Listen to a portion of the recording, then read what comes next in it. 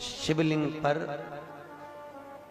बेलपत्र चढ़ाना, जल चढ़ाना, इसका भी एक नियम होता है कि शंकर जी पे शिवलिंग पर जल कहाँ चढ़ाया जाता है। सबसे पहला जल अगर शंकर जी को चढ़ाने जा रहे हो तो शंकर जी के जो चरण है, जहां से पानी नीचे गिरता है, उसके सीधे वाले भाग पर, अपने हाथ का सीधा भाग, वहां जल चढ़ाओ। फिर जहां लेफ्ट भाग है वहां जल चढ़ाओ। जहां शंकर भगवान का शिवलिंग रखा हुआ है, तीसरे नंबर का जल वहां चढ़ाना चाहिए। चौथे नंबर का जल भगवान शंकर के शिवलिंग पर चढ़ाना चाहिए। पांचवें नंबर का जल ऊपर अगर जलाधारी लगी हो तो उसमें चढ़ाओ, नी हो जलाधारी तो भगवान शंकर का जहां नंदी बैठा है, नंदी का एक पांव ऊंचा रहता है, उस पांव के पास में जल चढ़ाना चाहिए। पांव जल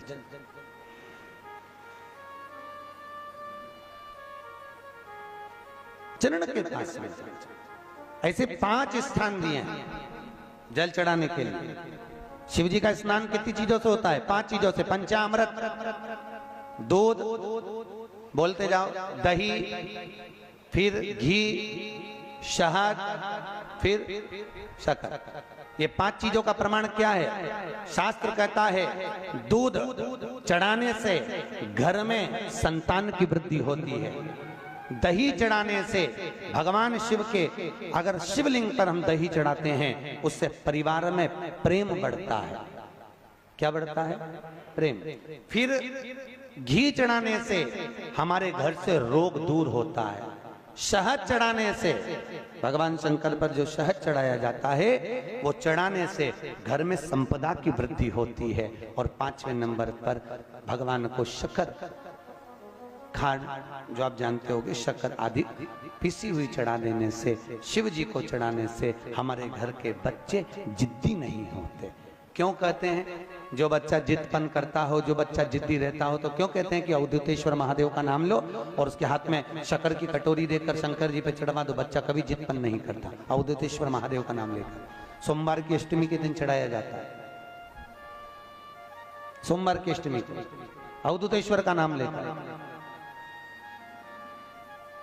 क्यों कहते हैं? जो बच्चा बार बार बीमार पड़ रहा हो, बार बार सर्दी हो रही हो, बार बार बीमार पड़ रहा हो, खांसी चल रही हो, बार बार हॉस्पिटल लेकर भागना पड़ रहा हो बच्चे को, छोटा सा अगर बच्चा है, 8 साल के अंदर बच्चा है और बीमार ज्यादा पड़ रहा है, तो आटे का दिया बनाओ, 4 बत्ती रखो, उसमें तिल्ली का तेल डालो, अवधूतेश्वर महादेव का नाम लेकर बच्चे के ऊपर से 21 बार उतारो और किसी चौराहे पर ले जाकर रख दो। जिंदगी में बच्चा कभी बीमार नहीं पड़ेगा, बच्चा स्वस्थ रहे, आनंद में रहे,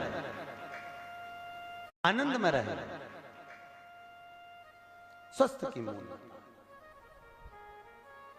और वैसे भी प्रथम सुख, अरे बोलो तो, निरोगी काया।